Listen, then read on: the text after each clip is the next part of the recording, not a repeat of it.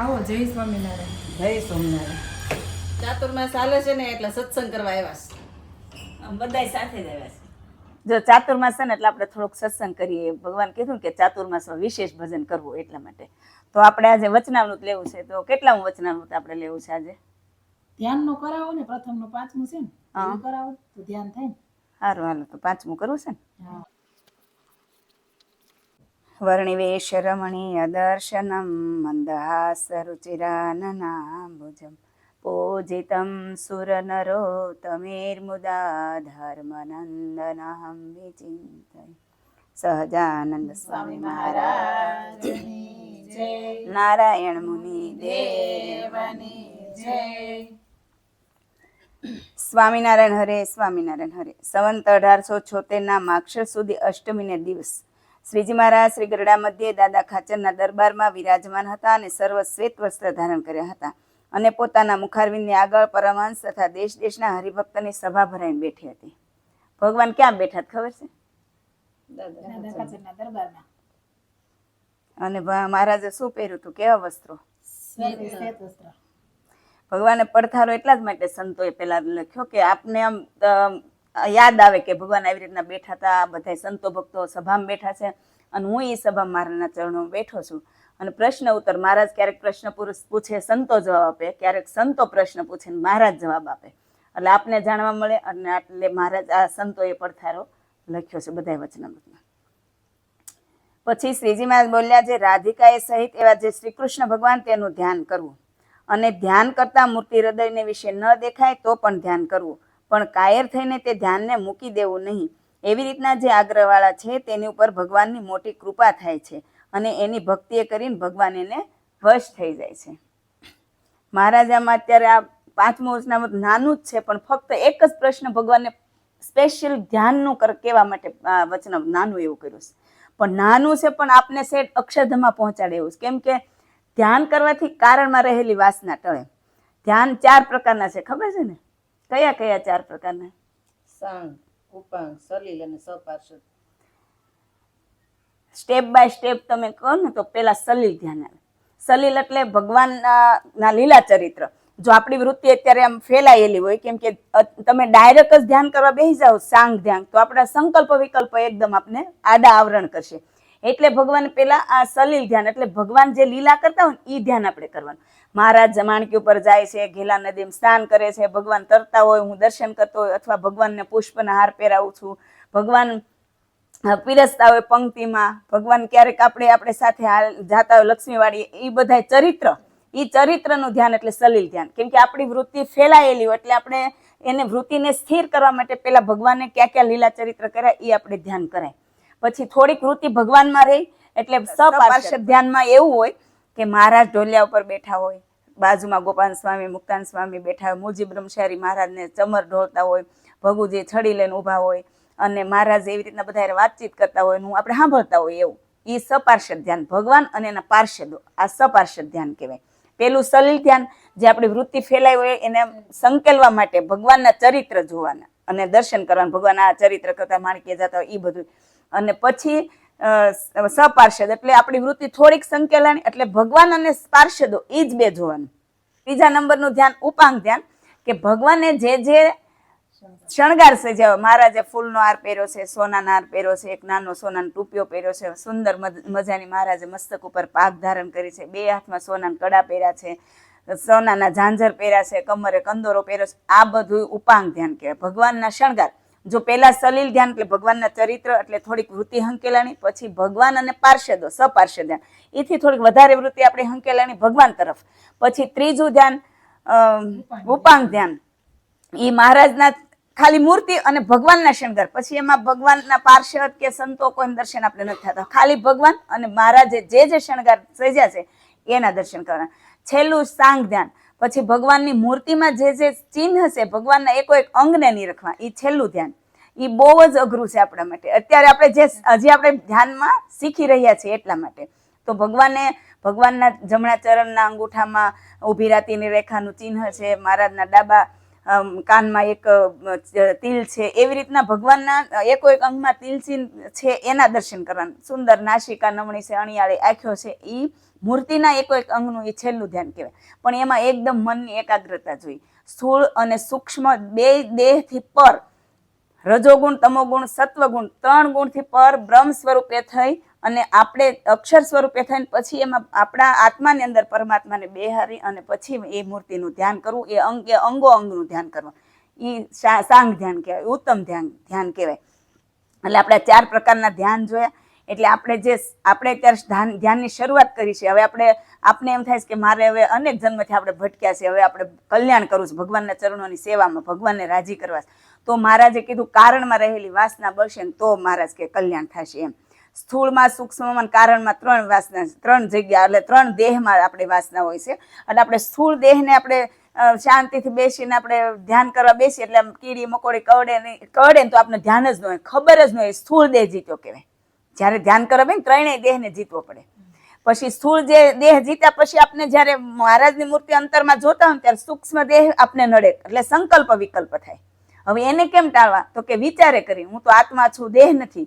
આ વિચાર આ બધું ખોટું છે, એવું ખોટું કરીને બેહો તો આપણે સંકલ્પ વિકલ્પ નડતા બંધ થાય. અને જેટલા આવે એટલા આડા આવે ને એટલા ને જાતા કરવાના. જેમ નદીમાં પૂર આવે ને કેમ મોટા મોટા વૃક્ષો તણાતા હોય ને બધું તણાતું જતું હોય, આપણે ધ્યાન જ ન હોય, એમ આપણા સંકલ્પ આવે તો આપણે સંકલ્પ સામે જોવાનું જ નહીં એમ. એટલે સંકલ્પ વિકલ્પ થોડા જીતાય, આપણે વિચાર કરીને. પછી કારણમાં રહેલી વાસના તો મહારાજ કે આપને જીવને પોતાને નથી ખબર કે મને કારણમાં કઈ વાસના રહેલી છે. આપણે કેમ કે આપણે હજી સ્થૂળ ને સૂક્ષ્મમાં જ ખબર છે, હજી સૂક્ષ્મમાં આપણે નથી ખબર આપણે કેટલા સંકલ્પ વિકલ્પ નડે છે એમ. અમુક મોટા સંકલ્પ વિકલ્પો આપણે ખબર કે આજ આખા દિવસમાં આટલા સંકલ્પ થયા, બાકી ઝીણા સંકલ્પ તો આપણે ધ્યાન જ નથી હોતું કેટલા સંકલ્પ થાય એમ.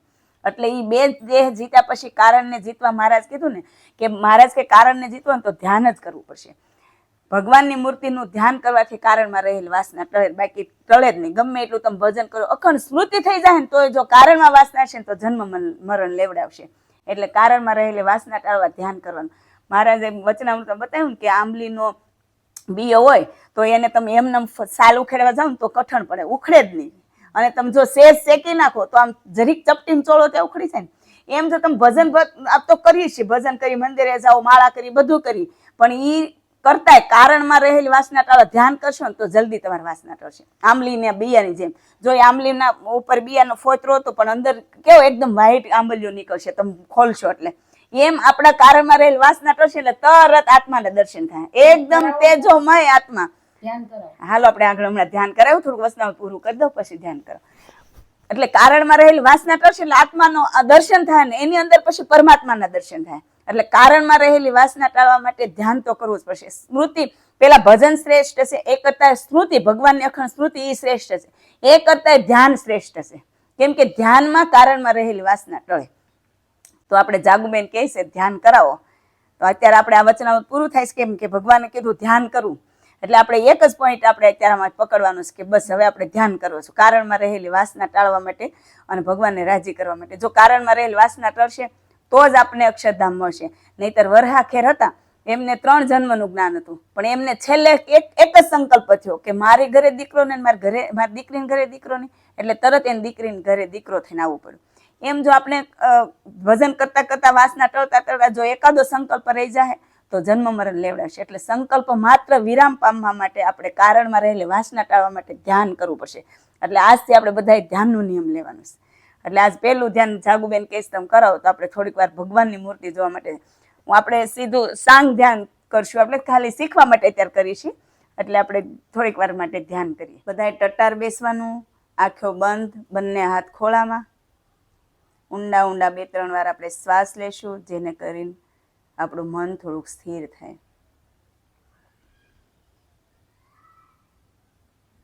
હું 3 ગુણ, 3 દેહ, 3 અવસ્થા એ થકી પર એવો આત્મા છું. હું બ્રહ્મ છું, હું અક્ષર છું.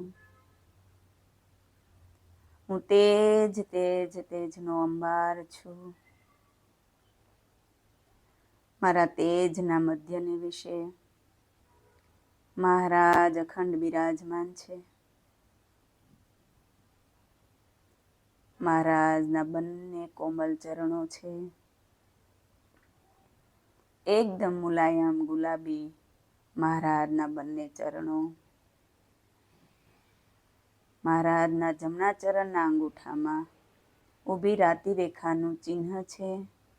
મહારાજના જમણા ચરણના અંગૂઠાના નખમાં ઊભી રાતી રેખાનું ચિહ્ન છે, જેને હું નિરખી રહ્યો છું. સુંદર બંને ચરણના પોચા છે. બંને ચરણની સુંદર ઘૂંટીના દર્શન થાય છે. મહારાજના બંને ચરણની પિંડીઓના દર્શન કરું છું.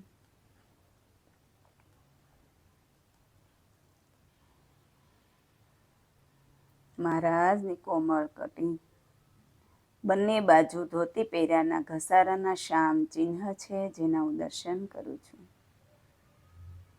ઊંડી નાભી છે, ગોળ ગંભીર. નાભીની બંને બાજુ તિલ છે. જમણી બાજુ કાંઠા ઉપર છે, ડાબી બાજુ સેજ છેટે છે. મહારાજનું વક્ષસ્થળ સુંદર શોભી રહ્યું છે. અર્ધચંદ્ર આકારે મહારાજના છાતીમાં ચિહ્ન છે, એના હું દર્શન કરું છું. બંને સ્તન શોભી રહ્યા છે. બંને સ્તન ઉપર છાપના ચિહ્ન છે.